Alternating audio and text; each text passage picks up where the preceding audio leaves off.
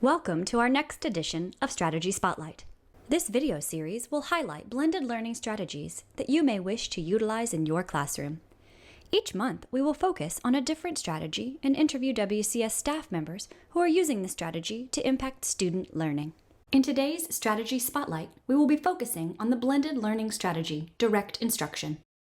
To learn more, go to the Going Bold School site and check out the page called Direct Instruction. Today we will be featuring Jonathan Meeks, who teaches at Independence High School, and Donna Gallagher, who teaches at Longview Elementary. Join us as these two teachers share their experiences using direct instruction in their classrooms. Direct instruction is important.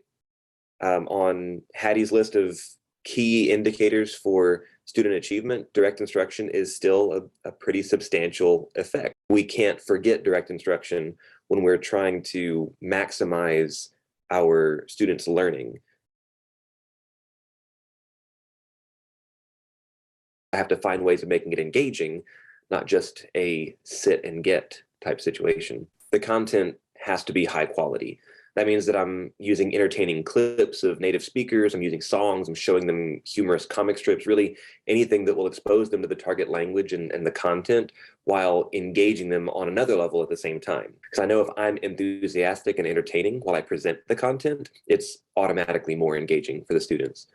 When using direct instruction and using the presentations that I create, that has actually helped me because it allows me to move about the classroom freely.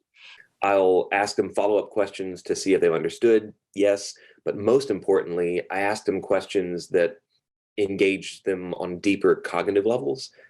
Things like prediction questions to see if they can tell where I'm going with something, cross-content related questions to see if they can show off some of their science or math knowledge, or personal questions to make them feel like this lesson actually has a lot to do with their own lives.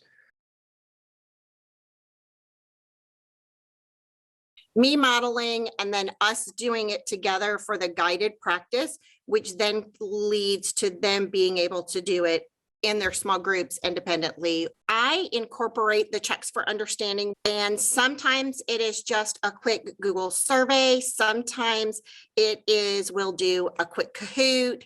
And it's just anything that the kids can use to show me that they've got it and it's okay for us to go to the next step.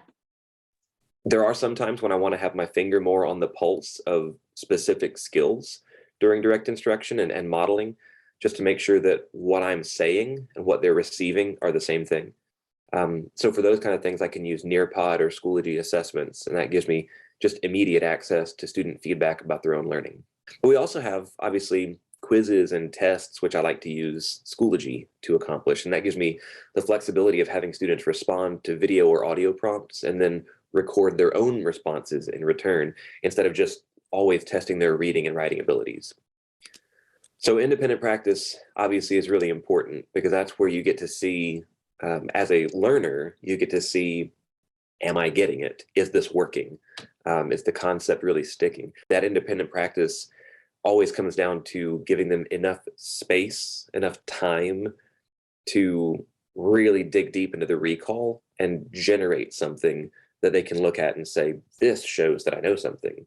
This I can be proud of.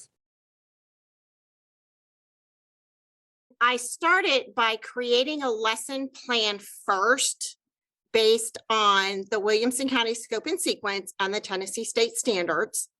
Then once that lesson is complete, I create a Google slide presentation, all of the materials that I need and all of the links for the materials, along with some of the questions. I don't put all of my questions in there, are in the presentation, along with opportunities for me to model, for the students to have some practice, and then their independent work, whether it be small group, partner, or independent upon themselves. It helps me just keep that flow of the lesson going. In all my courses I teach, I give students access to every bit of instructional material that they're exposed to in the class at any given point. All the slideshows that I give have embedded videos, embedded audio resources, and they access that just through Schoology. take direct instruction seriously, and then know your strengths and use those. If you're really great at finding online resources to augment your instruction, do that.